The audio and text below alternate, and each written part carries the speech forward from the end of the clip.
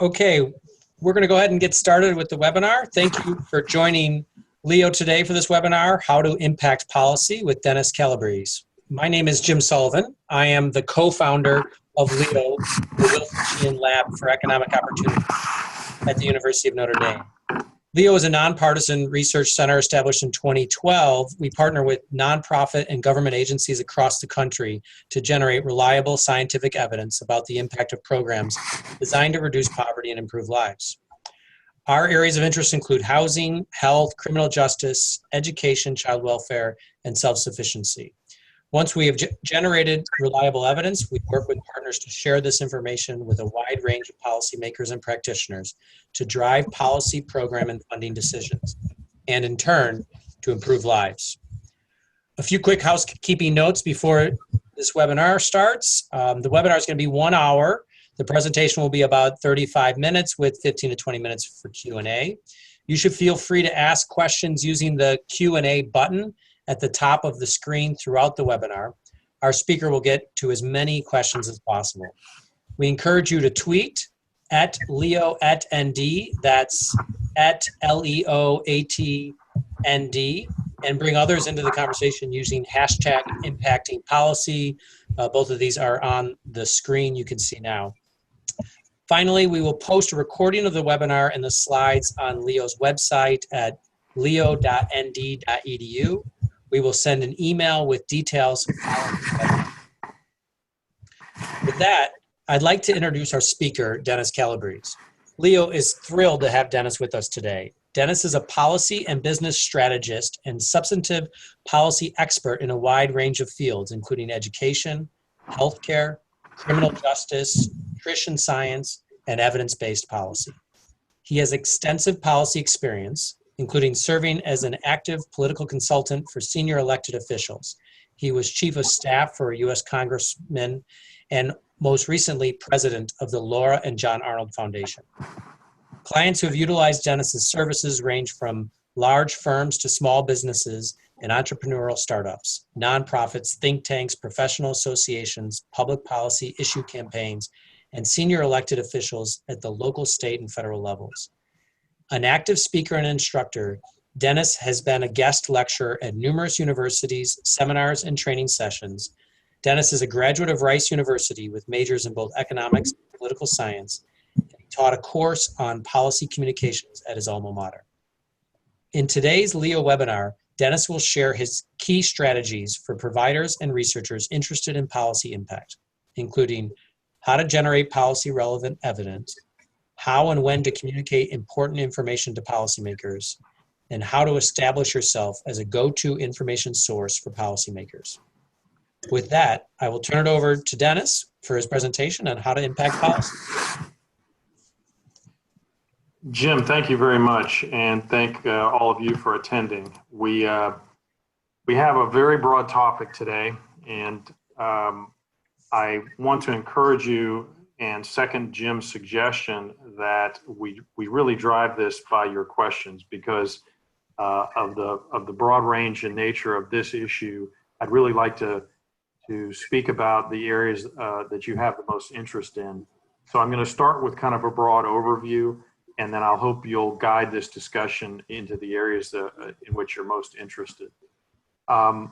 Even the subject of policy or the phrase policy raises some really interesting questions and I think some misunderstandings. Basically, when people think about policy, they focus mostly on legislative policy. They think about whether they could get a law passed, or maybe they think about having the executive branch go do something, fund something out of a department. And the focus is generally on passing laws, and then perhaps secondarily on simply getting programs done within existing infrastructure. And although we're going to talk about that quite a bit today, I'd encourage you to think about policy in a much broader context, because oftentimes even things that end up in the legislative or the executive branch begin somewhere else. They often begin simply with communications. They begin with the public or opinion leaders within the public, often in the media or others, starting to express not just exposure to problems, but possible solutions. The judicial branch often involves itself in policy by requiring fixes to problems, not necessarily dictating them, but pointing society's direction, attention in a direction that the judicial branch says needs to be fixed, and scores of others. So I'd first like you to think as broadly as you can about this, even though many of you might have come to this thinking, okay, I want somebody to tell me how to influence an elected official, a specific elected official perhaps at the state, federal, or local, or even county level. And we're going to talk about that, but I'd like you to think as broadly as you possibly can about the topic. So let's start out with talking about evidence. And I'm in an unusual position. I did run a foundation for 6 years, and evidence in my particular foundation was we considered in the strictest possible way. If you look on a scale of 1 to 10, where a 10 is an RCT, multiple RCTs, and let's say a 1 is just someone's opinion. You know, we were pushing and funding 9s and 10s as frequently as we could. We were often criticized for that, and some of the criticism may have been valid in the sense that, you know, for many reasons you can't always do RCTs. You can't. They're often expensive. They're time consuming. Sometimes they're simply unethical to deny somebody some treatment, and all that is true. But our opinion, and my opinion, still is that the general quality of evidence is very low, and more troubling, things that are used as evidence aren't really evidence. They're data disguised or dressed up as evidence. And so I came from that environment, and I still kind of have that mindset. But when you talk about influencing policy, especially if you're talking about at the administrative or legislative level, it's a far different view of what evidence is. You may have a different result, some of you on this call, but I can't name very many elected officials who would know what the phrase RCT means, or what the initials would stand for. And that's not to say that it can't be explained, and they might not value more rigorous evidence. But the fact is that the very phrase evidence at that level takes on really a whole new meaning. And evidence is something you really need to define for them. And in some cases, you need to define the whole process of evidence creation and how evidence is used.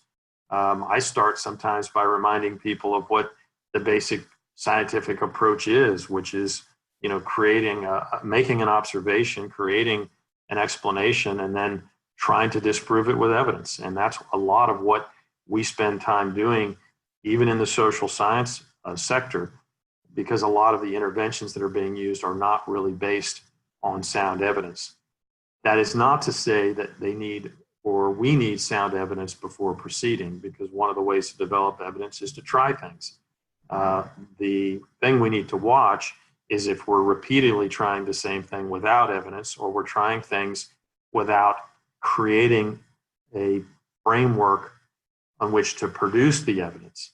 And so the first thing I think we should take from this is that when we approach any kind of policymaker with anything, a pilot or a rollout of something that you've tried somewhere else or that someone else has tried, building in the evidence creation on that new program is critical, because that's the only way that we're going to essentially permanently create an infrastructure where we pile evidence upon evidence and we actually make some progress. So evidence is something to be defined by you in approaching these opinion leaders, and some of them might have preconceptions about what it is, and that's fine, but oftentimes you're going to be the one to define it.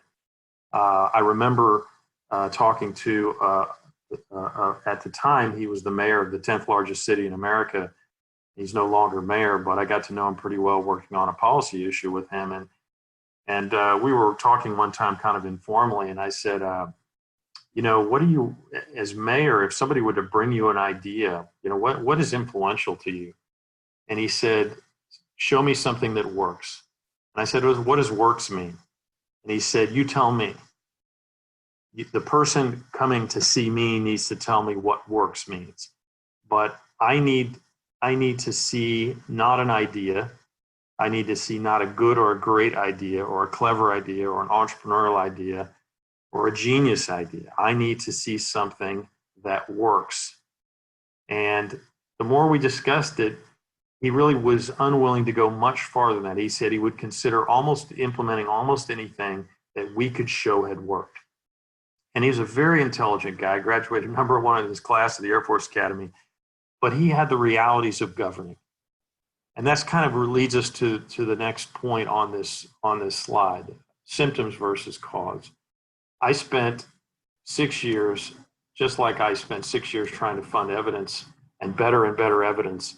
I spent 6 years trying to focus on symptoms, not causes. Causes, not symptoms. So I wanted to, instead of funding interventions that served people that had needs immediately, I was trying to get back to the root causes.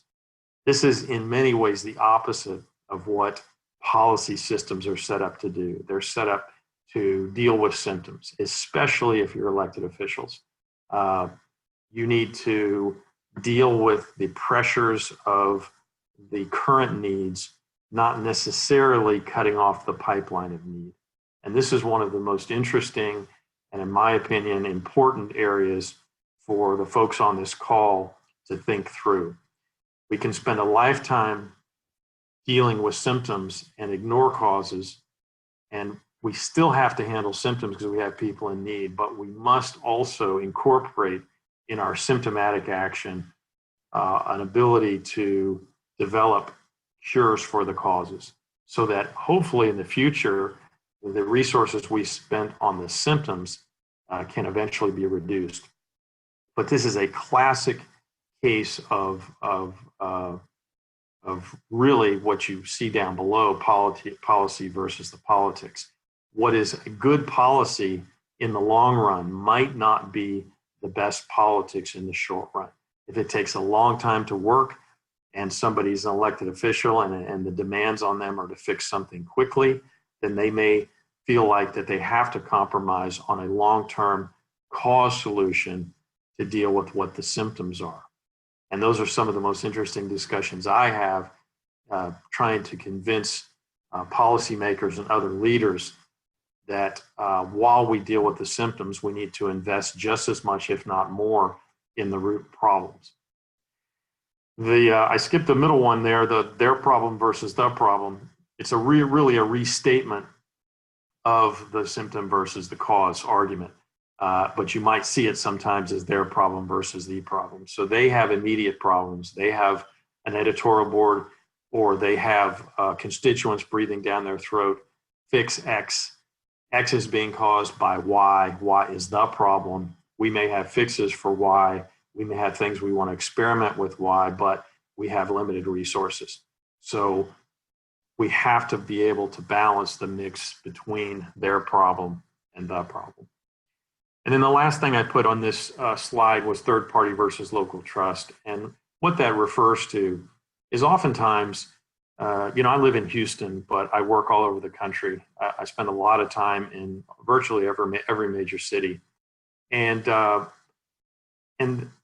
there is an element of outsiders coming in and telling people what to do, how to do it.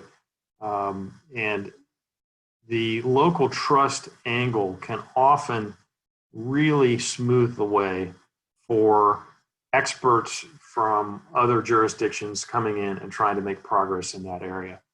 And there are many ways to take advantage of this. The most obvious, and the one that I'm sure many of you on this call already have experimented with, is developing local relationships and having local partners.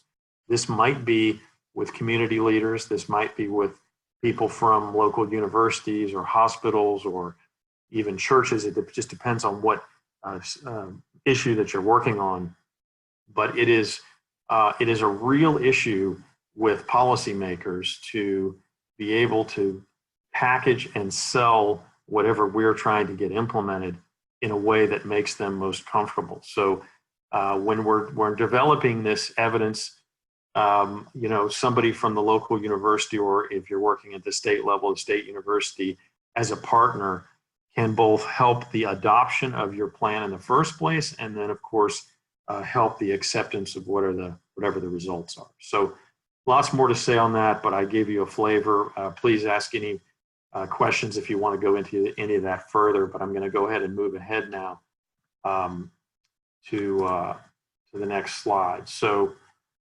we're now talking about how and when to communicate information to policymakers. And again, this might be the results of research or a pilot program. This might actually be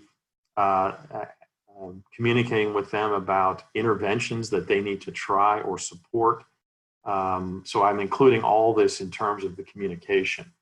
One thing I would say, really just to start this whole section, is that almost none of us spend enough time on our own communication skills, our oral, our written, our presentations. We tend to have a way we do things, and we do it literally for the rest of our lives. We tend not to adjust it well for our audience, depending on who we're speaking to. We don't videotape ourselves and see how we come across. And these are really important elements, because these folks you're talking to, they talk to a lot of people. I mean, they are professional listeners. The good ones anyway are professional listeners to really bright, informed, and interested citizens.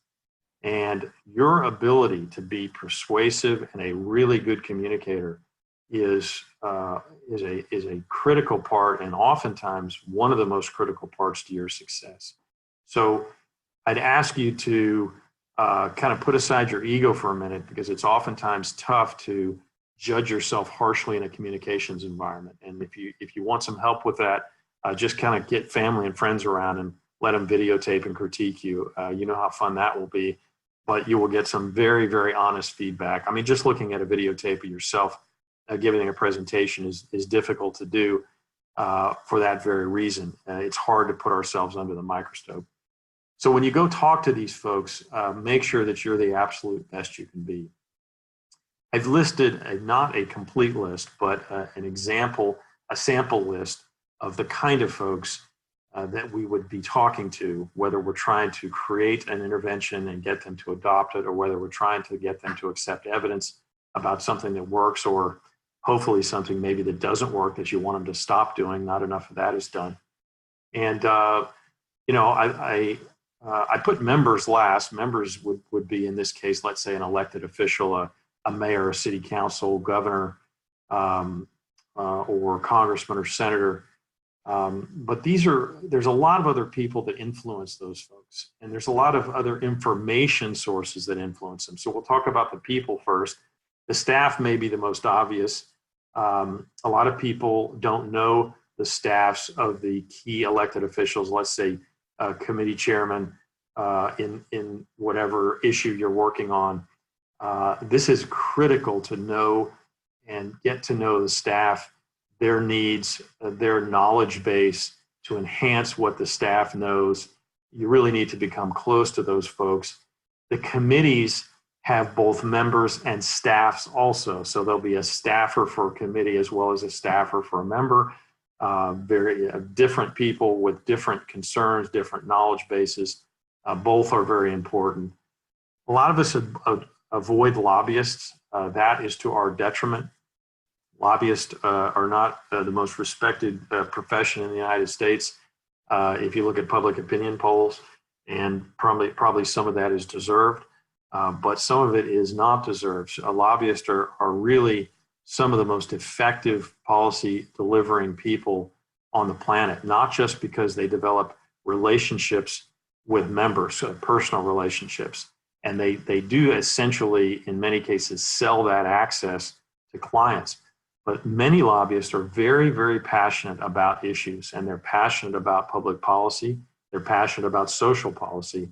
And lobbyists have a very interesting perspective. It is their job, unlike any of our jobs, to know the staff, to know the members, to know all the idiosyncrasies of those systems. And I've heard many people say, well, lobbyists are very expensive.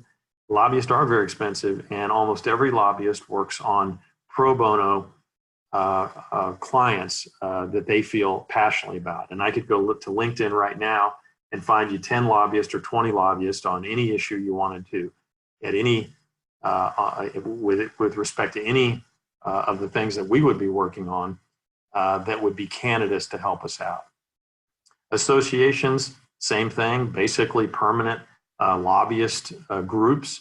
They just specialize in their own professional areas usually, but associations are great sources to develop relationships inside the policymaking apparatus.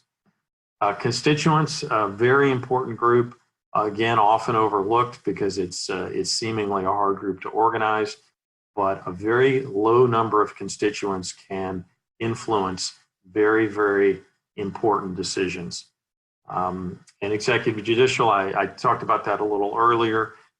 We focus on elected officials and the legislative process, but the executive branch is extraordinarily important, oftentimes as a shortcut around the legislative process. And then there's lots of interesting stuff buried in the judicial system with respect to case law that you can use to build a case for your approach to evidence.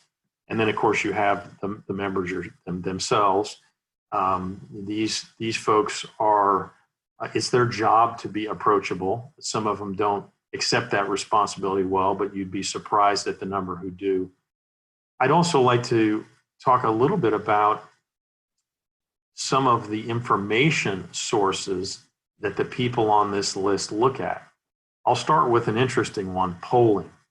There's an enormous amount of public opinion polling available these days. It used to be very proprietary. Polls were relatively expensive. And now that has really changed. And there's an enormous amount of information out there. And it is still very influential to elected officials and even executive branch folks. And there's polling on virtually every public policy issue. In some cases, I've actually gone out and done my own to add weight behind some policy that I'm trying to pursue to show that if it was done that way, that it would be broadly publicly supported. So that's something that I see a lot of people in this field skipping over, but I think it's important. When you're going to build these relationships or have these conversations, rather than just approach it in the way that you always approach it, try to put yourself in their shoes for a minute. And the way to do that is do a news search for that elected official or that department and see what's being talked about, see what their sore spots are, what they're being criticized about, or what they're being doing well and receiving good comments about. Look at the newsletters they put out and what the message they're trying to deliver, and go to town meetings where they're speaking and just sit there and listen to how they answer questions and what points they emphasize. If you understand where these people are coming from, you can craft your pitch instead of the way you sat in your office and crafted it and it looked perfect to you. You can craft it in a way that will be more persuasive and influential to them. And then lastly, I'll put another thing on the table, which is very unused in my experience, donors to elected officials.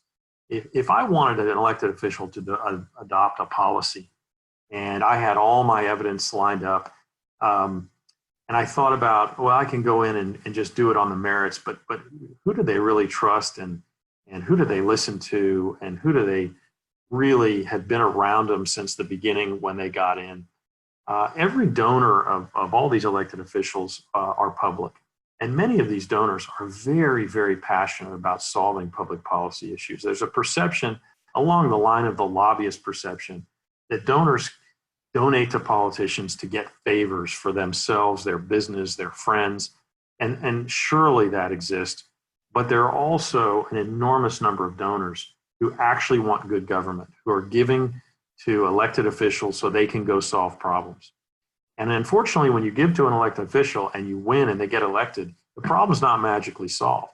That's why we exist. We run around trying to help create good policy, and we work through the lawmakers to do that. Well, the donors are in the same position. And there are many, many times when I've been able to call on donors who are passionate about an issue like education or healthcare or the homeless or any issue you want to think of, and enlist their support and say, look at this evidence. This is something that needs to be tried. And enlist their support to go to the person that they help elect and say, look, I gave you money to get in that office to solve problems. This person has a solution to your problem. Help them implement this and use them to be able to create good policy. So there's a network of tens of thousands of people out there who are relatively unused by those of us who are trying to encourage better policy that I think we should use.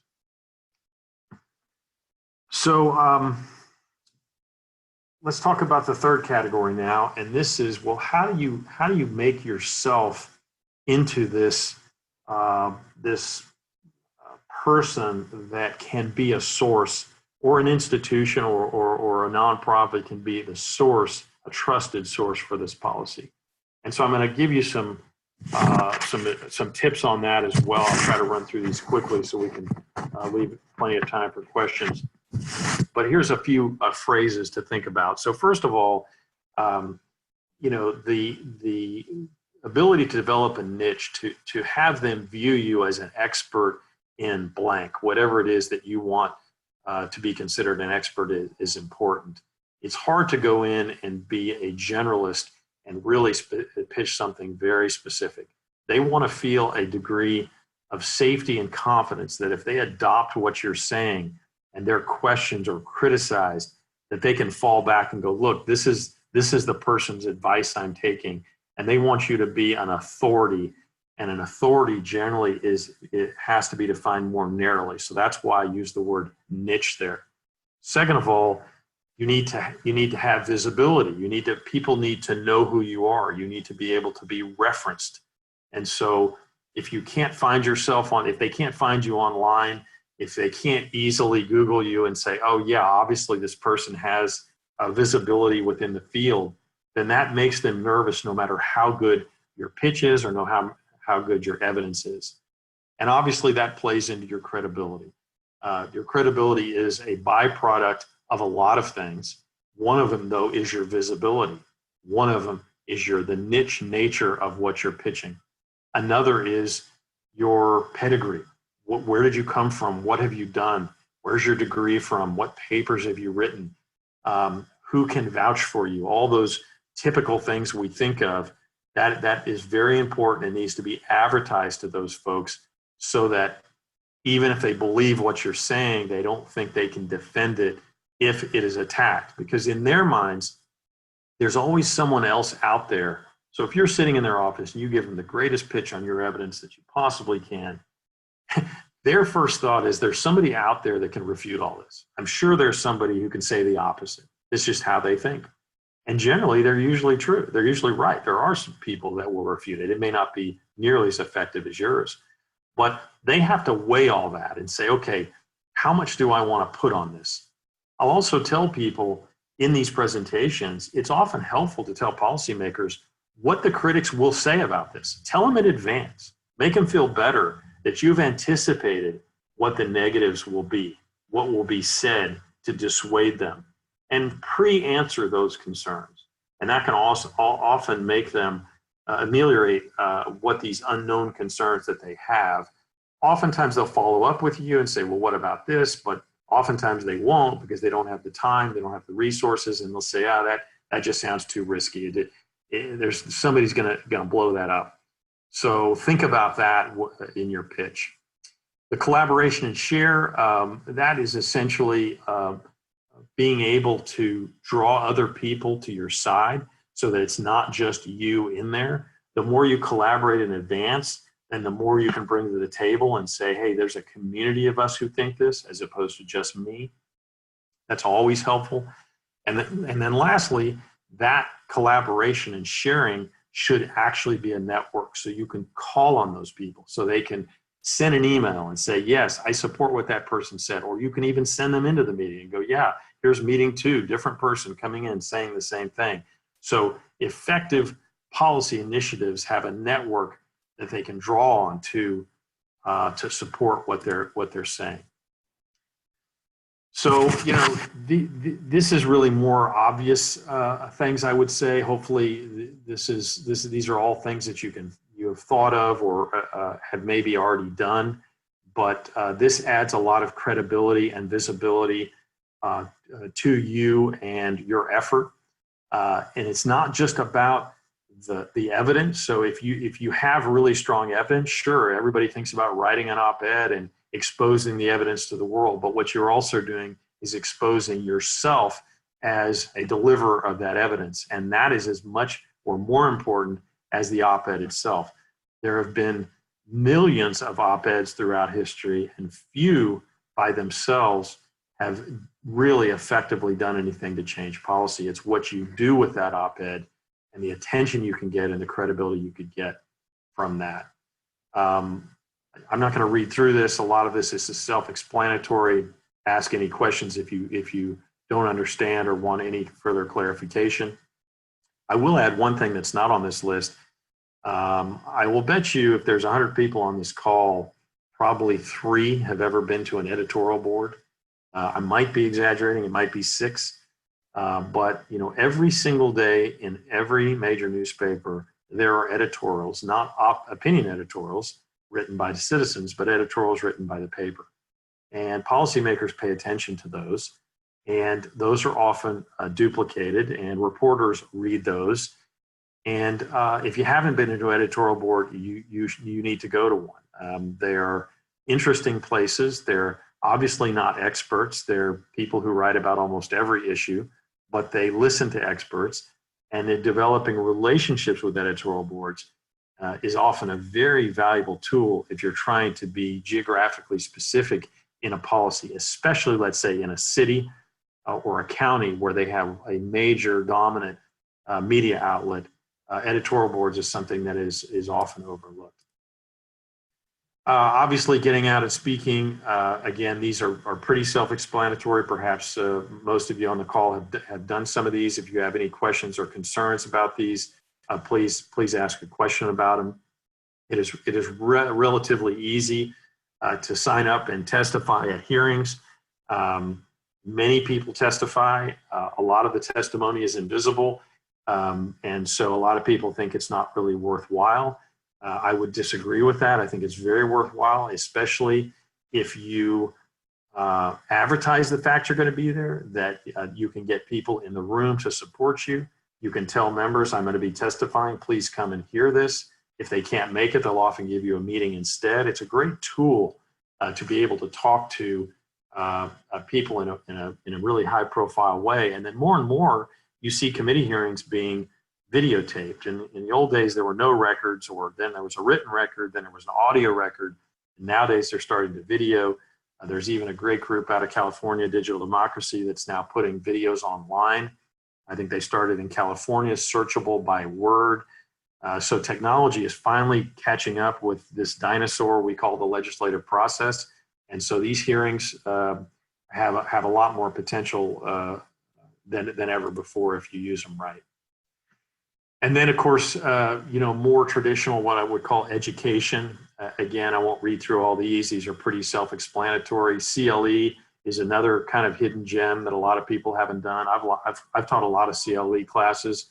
That stands for Continuing Legal Education for you non-attorneys. And they are mandatory for attorneys to keep their bar licenses up. And so they're very well attended. And there's a very wide diversity of classes that they're able to qualify for.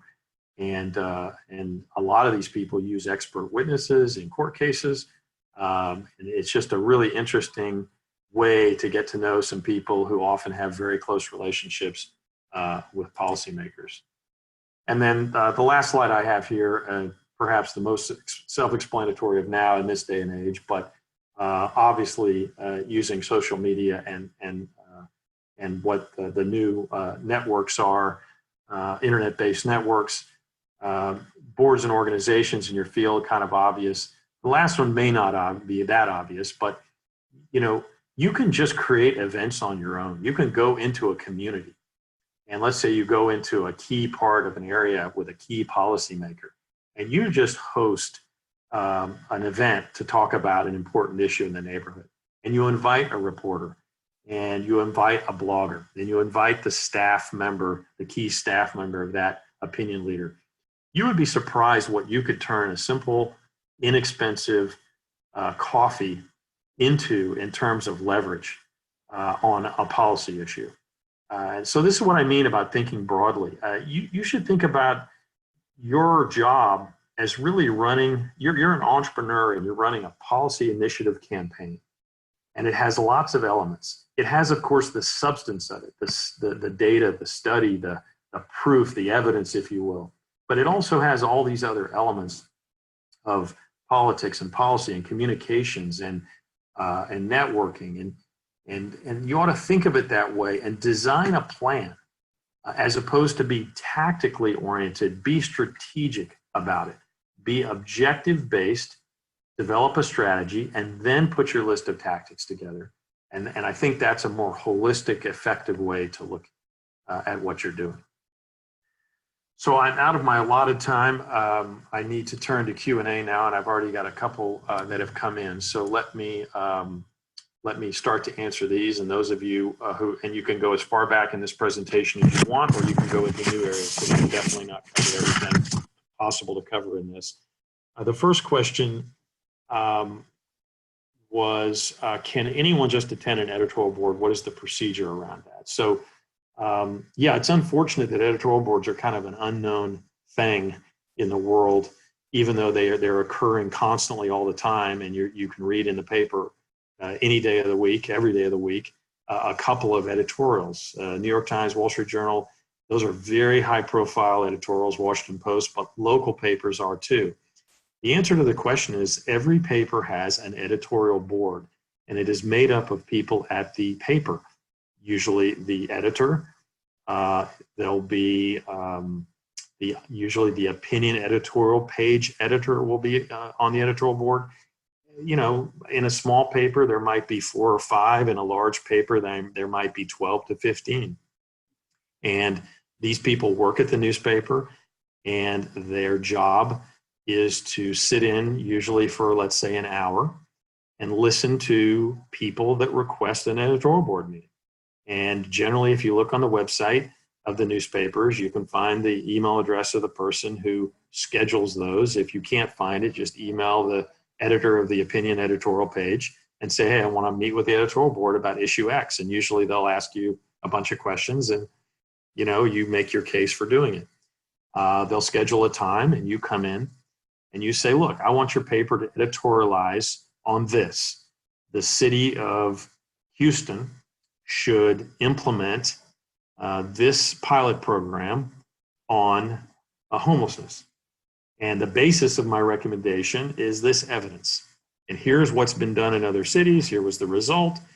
We figured out of the most effective intervention. You guys don't have a good homeless system. You're spending a lot of money on an intervention that actually has been proven not to work. And so I'd like your paper to editorialize in favor of this. And they'll ask you a bunch of questions and ask you for your evidence. And they might even go away and email you later and say, well, what about this? Because they're going to call people who don't agree. And ultimately, perhaps you will get the paper to editorialize for it. And that will be very effective on the people you're trying to influence. Now, you need to think about this because this is a tactic. Do you want to go to the ed board before you go to the mayor? That might help you with the mayor. The mayor might go, wow, I wish they would have come to me instead of, them calling me out, because maybe the newspaper accidentally from your perspective writes in there, the mayor ought to really pay attention to this. And I don't know why he's not doing it. And all of a sudden, it worked against you. So you need to think about the Ed Board as a tactic in your communications plan, but it's one that very few people use, but I think can be used very effectively. So the next question, you highlighted the benefits of working with lobbyists and donors to elected officials. For organizations whose credibility relies on remaining nonpartisan, what are the most important pitfalls, risks that you think we should proactively avoid? So that's a really excellent follow-up question to the lobby question. There is a perception that lobbyists are very partisan. And in some cases, that's true. And many lobbyists specialize in having relationships with Democrats or Republicans. This is especially true in Washington.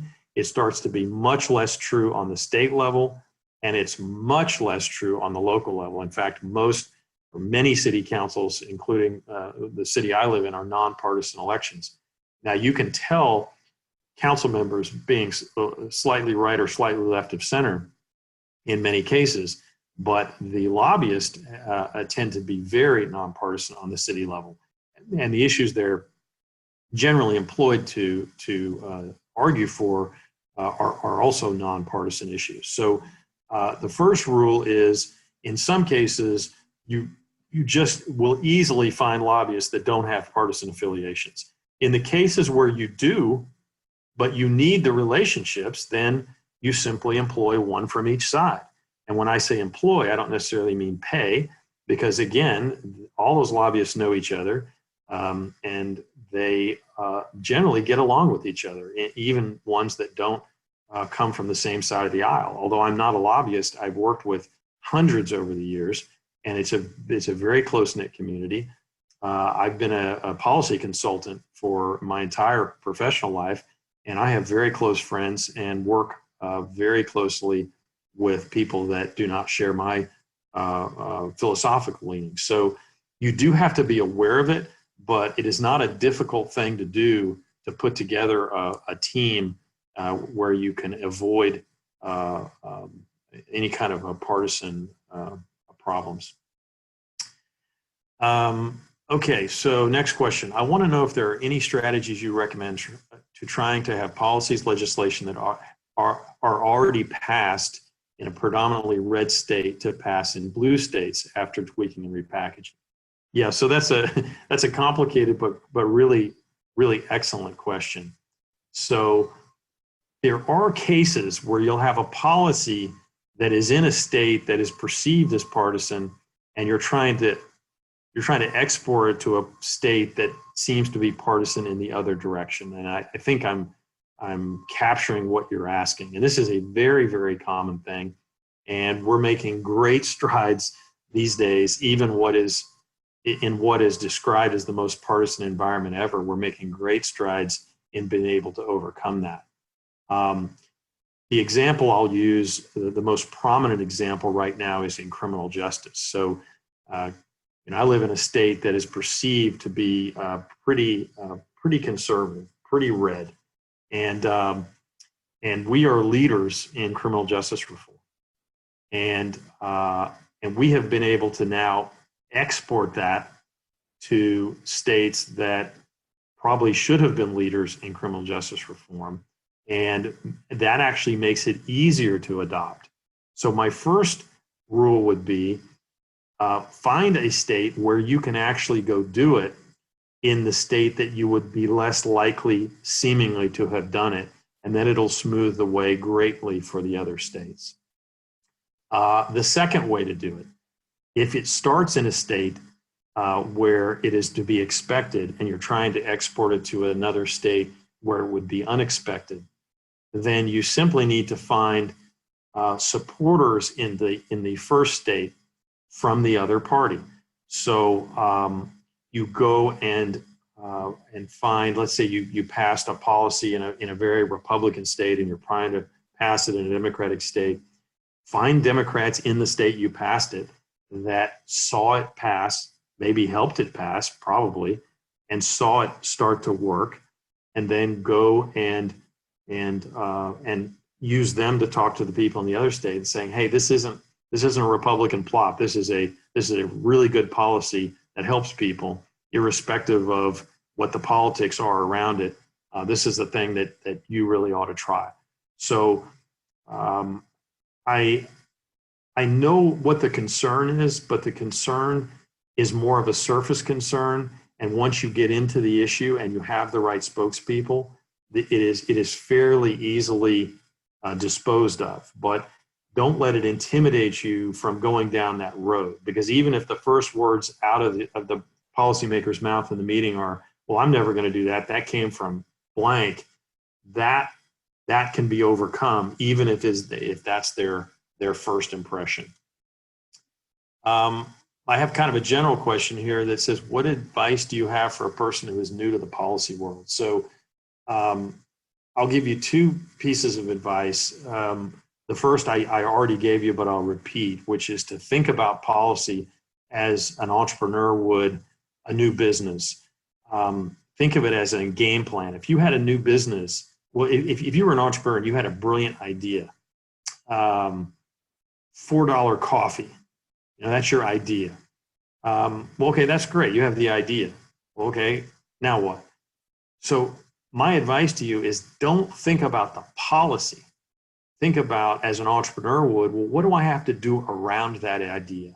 Oh, well, I have to build a coffee shop. I have to make it worth $4. So it needs to be different coffee. And maybe I need to build an environment around it where people want to come hang out. So it's not really just about coffee. It's about, free Wi-Fi and hanging out with your friends. And so an entrepreneur doesn't just think about their idea. The true entrepreneur thinks about it in the context of the world and builds an entire business plan around it. And I think that's what my advice for you would be when you think about policy in the policy world. Your job is to build an entire game plan around your policy. And that might be a game plan just for a city or just for a neighborhood, or it might be for the federal government. The second piece of advice I'd like to give you, if you're new to the policy world, is the policy world, like any other world, is just filled with people. And they really have very understandable, fairly simple, and transparent concerns. You can figure out in advance what they're going to think about your stuff pretty much. You can't anticipate every question, but you can think about the context in which they're going to have to decide about what you're asking about. And these people approach them. I mean, if it's a United States senator, ask for a meeting. And if you get kicked to the staffer, that's fine. But I'm nobody special. I've met with senators and congressmen and governors and lots of people because I asked to meet with them. And if they wouldn't meet with me, I met to their staffer. And I did a good enough job where they said, you need to meet with a member. Or I called a donor and I said, hey, you love this issue. Get me a meeting with the congressman so I can explain this to him. And the donor and I go and meet with the congressman. They're just people.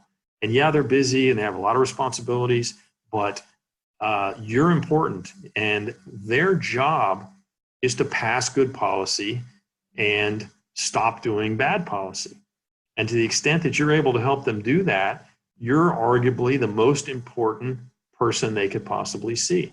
So be bold, be aggressive. This system is designed to work for citizens. We're the citizens. So you need to be able to approach government. You need to be able to advocate for policy. And the more evidence that you have, the better evidence you have, the better plan you build around your evidence, then the more we should all be trying to help you get that audience to be able to accomplish your objectives.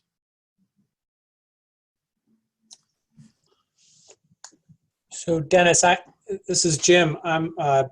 We have a little bit more time if somebody else wants to add a question, but in the meantime, I thought I might ask you, since we are hearing so much about evidence-based policymaking these days, and you've really been at the forefront of that movement in many ways, I'm curious where you see this headed. Where do you think the role of evidence in policy decision-making is headed over the next, say, 5 to 10 years?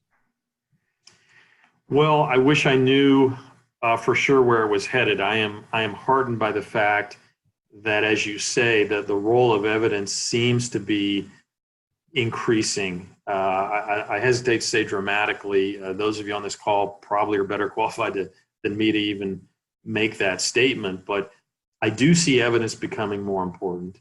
I do see a kind of a change in the conversation about what evidence is. So, evidence in theory has always been important, but as I said at the beginning of the call, it wasn't real evidence. And so now bringing definition to what evidence is and increasing the importance of evidence, at least in the conversations, I think we're there. Now what happens? So I think there's a couple of critical things. One is the reason why I agreed to do this webinar in the first place.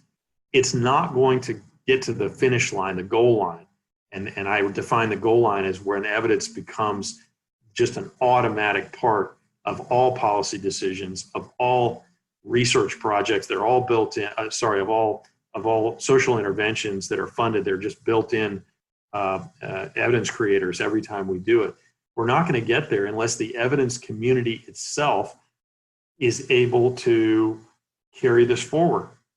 We need to be able to go to policymakers and explain to them how we want evidence to become the norm. And if we don't do it, I don't think anyone else is. There's not a natural constituency to do this. Even some of the people that have good interventions don't really push the evidence that bad. If you're winning without it, you oftentimes don't really care about it that much. So it's really up to us to go do this and to make it part of how everything is done. I think that we need to go to legislatures and say to the committees that fund these things, A, use evidence in your decisions, and B, build in evidence creation in every single thing that comes through your committee. That would be the number one thing I would do if I made this my little pet project for the next year. I would go and try to get those things done to make it automatic. I mean, I still get calls. I got a call 2 weeks ago from a state senator, and literally this was the question. I have a question. We're about to do this pilot. Should we build in a third-party analysis of it before we start it? I was like, yeah, definitely. Don't do it when it's done. Yeah, do it at the beginning. I mean, but it was an honest question, and to me, that shows that we're still in the infancy. Nobody should have to call and ask that question. That should be an automatic. Okay, we're going to build in the analysis of this at the very beginning, and we're going to build in our ability to evaluate it at the very end so that it becomes just part of the system. And that's my hope, that the people on this call can successfully go out and kind of spread that word throughout the world.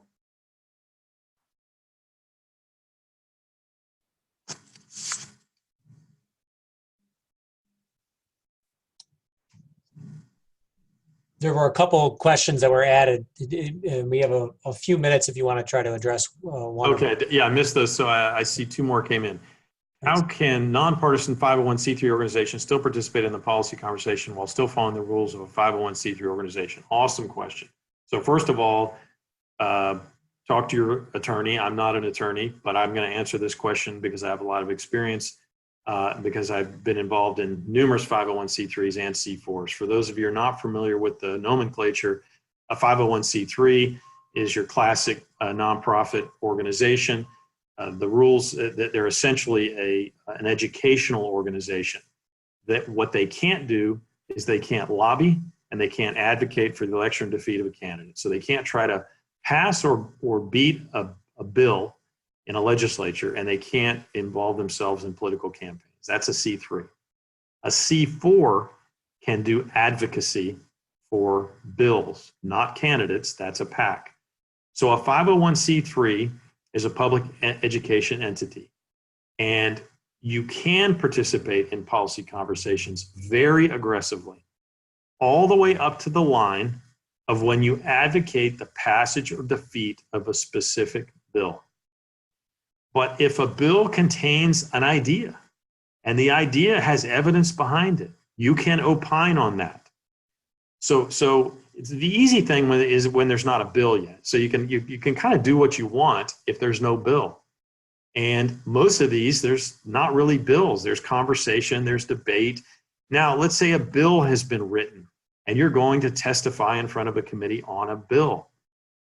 You cannot, as a C3 member, and again, not all C3s are the same. Some C3s can actually do a percentage of their activity as lobbying, C4, so that's why I say check with your attorney. But the organization I ran, we could do no lobbying out of our C3 at all, 0%. But we still testified in committees because we would say, look, if you pass this bill, this will happen. If you don't pass this bill, this will happen. We did not say vote yes or no on the bill. We said the evidence says to us that this will be the effect of doing whatever is in that bill.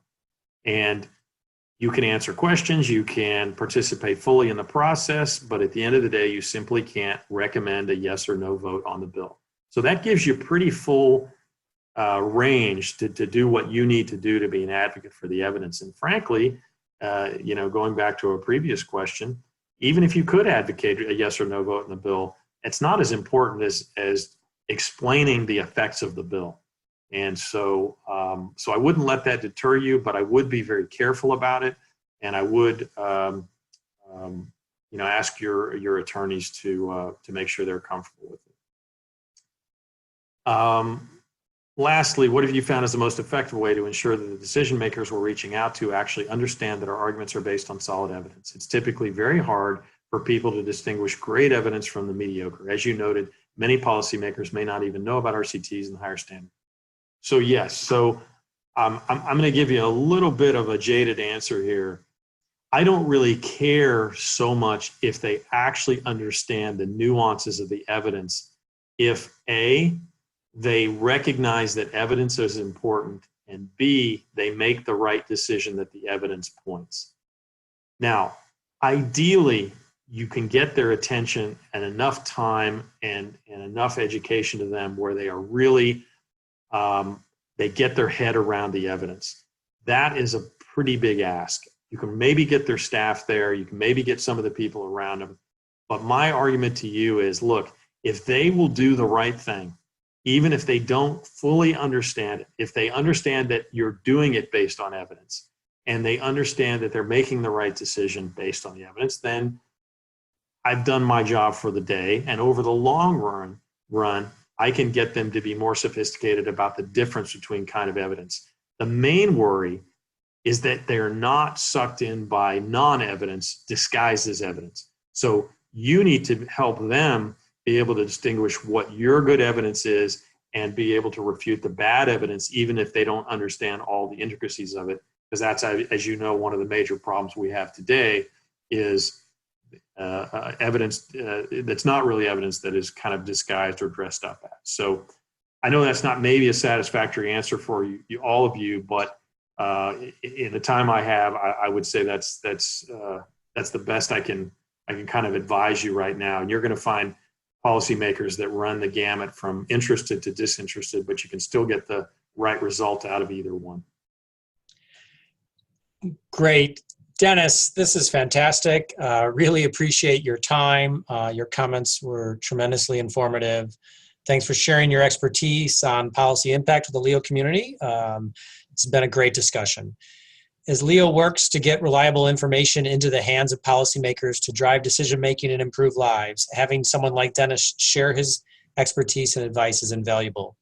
I also want to thank everyone who participated in LEO's webinar today. We will be following up with information about how to access the webinar recording and slides. Finally, if you are interested in partnering with LEO on an evidence-building project, please feel free to reach out to us for an introductory call. We thank you for joining us and hope you have a great rest of the day.